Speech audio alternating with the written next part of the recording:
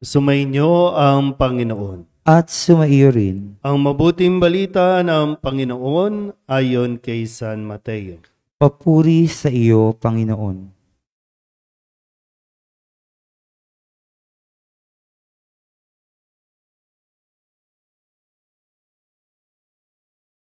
Noong panahong iyon, sinabi ni Jesus sa kanyang mga alagad, "Kung magkasala sa iyo ang kapatid mo, puntahan mo siya at kausapin ng sarilinan. Kapag nakinig siya sa iyo, ang pagsasama ninyong magkapatid ay napapanauli mo sa dati at napapanumbalik mo siya sa Ama.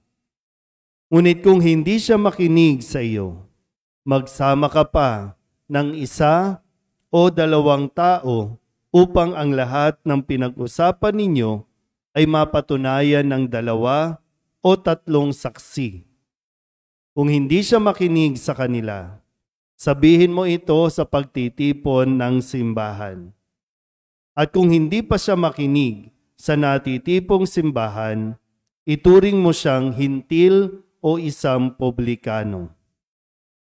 Sinasabi ko sa inyo, anumang ipagbawal ninyo sa lupa ay ipagbabawal sa langit, at anumang ipahintulot ninyo sa lupa ay ipahihintulot sa langit. Sinasabi ko pa rin sa inyo, kung ang 2 sa inyo dito sa lupa ay magkaisa sa paghingi ng anumang bagay sa inyong panalangin, ipagkakaloob ito sa inyo ng aking Amang nasa langit. Sapagkat saan man may 2 o 3 nagkakatipon dahil sa akin, naroon akong kasama nila."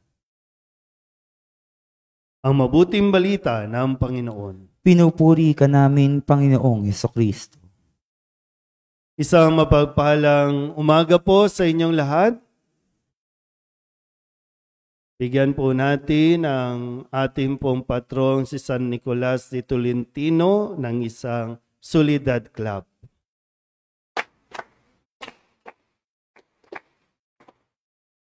Para po sa kaalaman ng lahat, lalo na ang mga nasa online o hindi mismo taga rito sa lugar namin dito sa Kamba o parokya ng Nuestra Señora de la Soledad, ang patron po kung saan ipinapangalaga ang aming lugar ay ito rin ay tinatawag na distrito ng San Nicolas de Tolentino.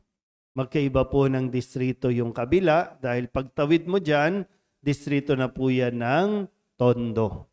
So ito po ay yung bahagi ng Binondo area, although ibang lugar din po yung Binondo. Ito po ay San Nicolas District.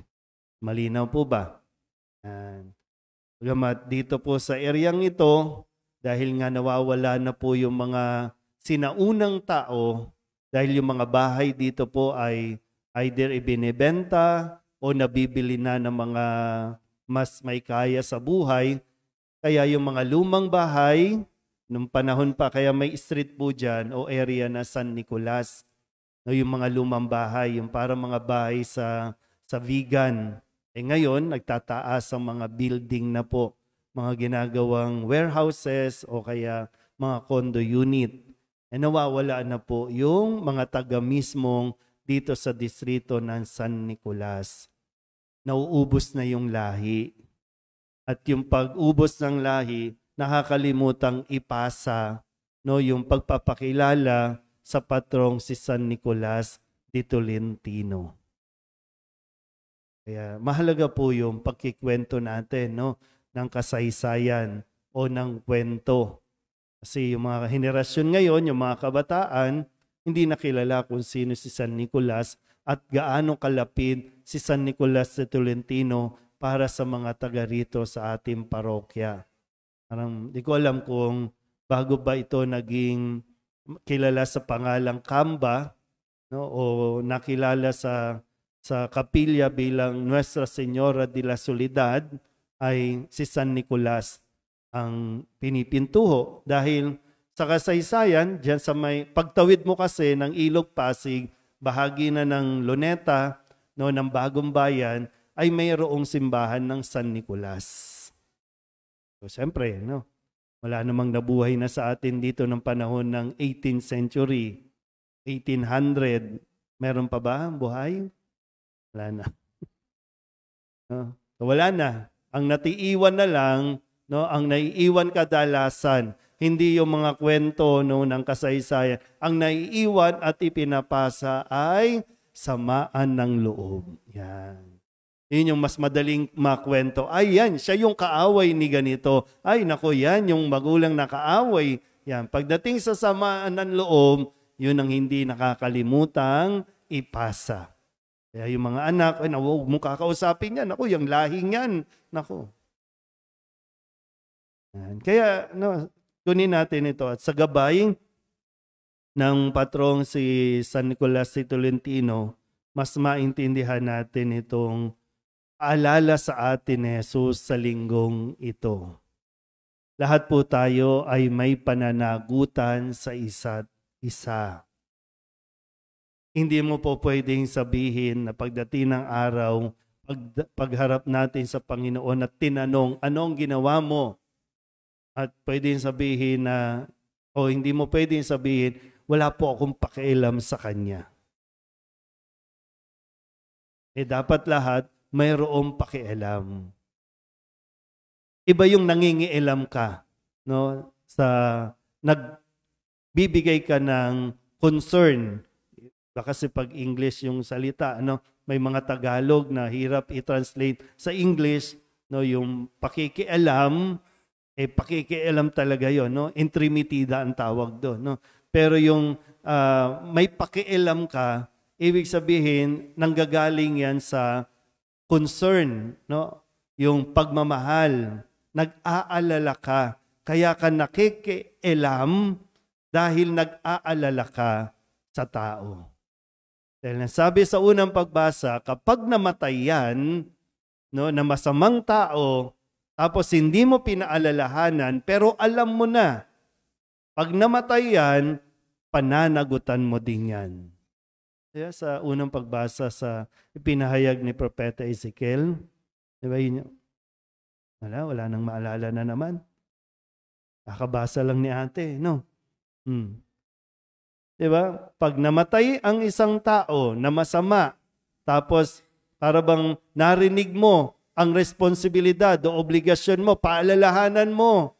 Kasi pwede pang mahabol, pwede pang maitama. Pag alam mo yan at hindi mo ginawa, pananagutan mo sa Diyos. Kasalanan mo yan sa Diyos. Sa atin pong binasa yan, ha? Hindi po yan imbento. Bago pa yan, no? Sabi nga sa ikalawang pagbasa, di ba, ang mga utos na ibinibigay sa atin, huwag kang mangangalunya, huwag kang papatay, o huwag kang mag-iimbot, no, ng mga bagay na hindi sa iyo. Huwag kang mangangalunya, huwag kang magnanakaw. So, pag alam na natin ng isang tao, kakilala mo, pwedeng close friend mo, lalo na kapag kaibigan mo, kamag-anak mo, at alam mong ginagawa ito, pag hindi mo pinaalalahanan at itiniko mo ang bibig mo, kasalanan niya. Malinaw po ba tayo doon?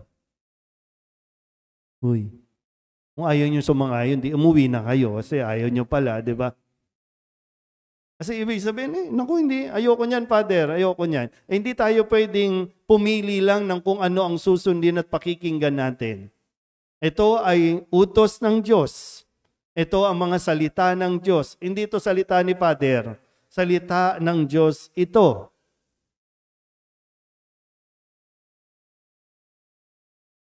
Okay.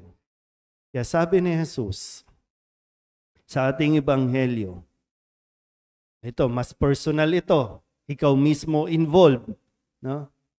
Kung magkasala sa iyo ang iyong kapatid, sabihin nyo nga, kapatid.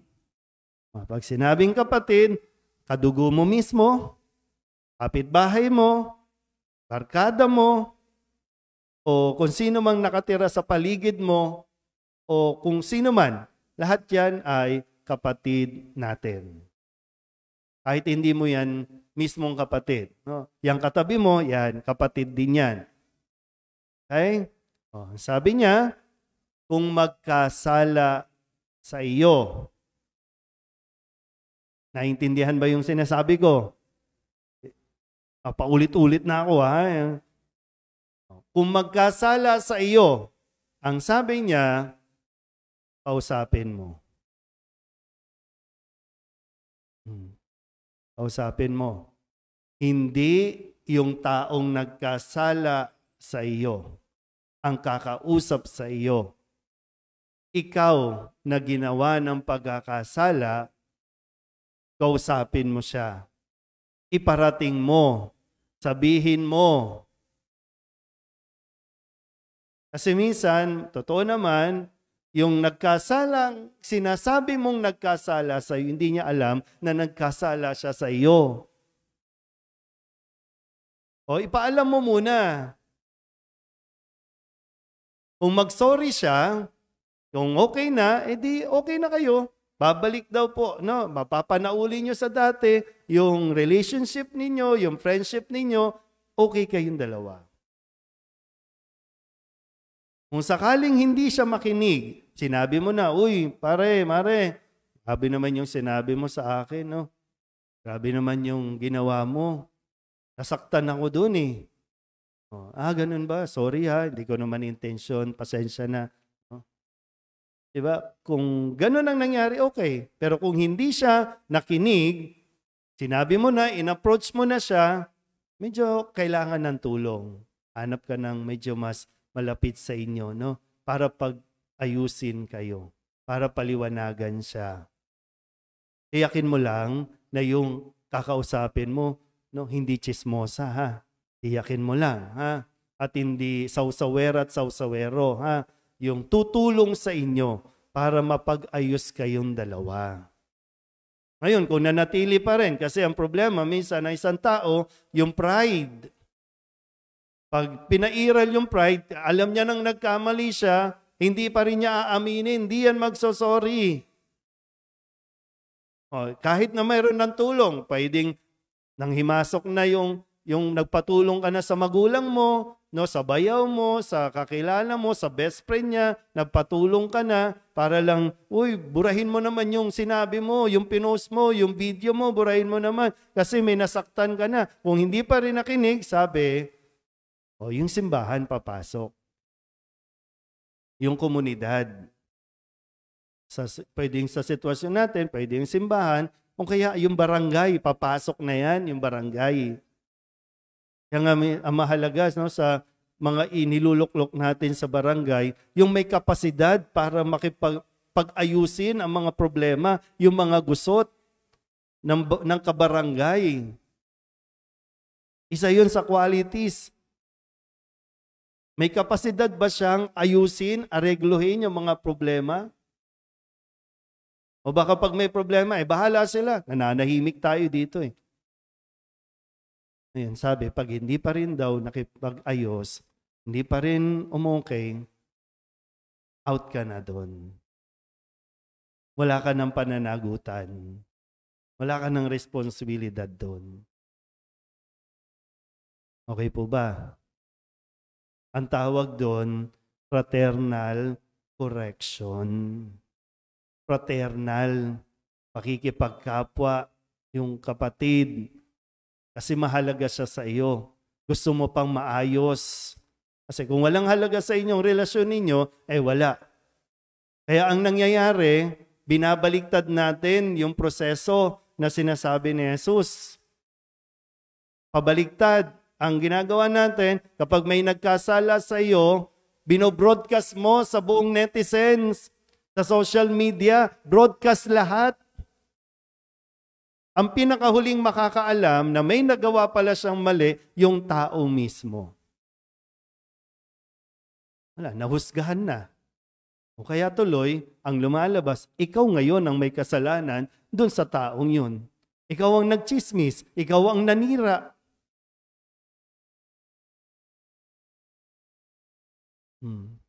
Kung hindi mo kayang kumprontahin yung tao, magpatulong ka. Kung hindi mo rin kayang magpatulong, sasarilinin mo yan. Mahirap yun. Hindi ka makakatulog, ikamamatay mo. At kapag ikinamatay mo na hindi ka nagpapatawad, magmumulto ka. Magiging multo ka. Di ganon. No? Kaya marami tayong naiisip, mga nakikita kung ano-ano sa paligid, kasi yan yung multo ng sama ng loob natin na pro-project sa kung saan-saan. Kasalanan mo sa magulang, no? Kaya ang bigat-bigat ng pakiramdam mo kasi hindi ka nag-sorry, hindi mo sinabi sa magulang na nasaktan ka din sa ginawa nila, hindi kayo nagkaayos, namatay na lang.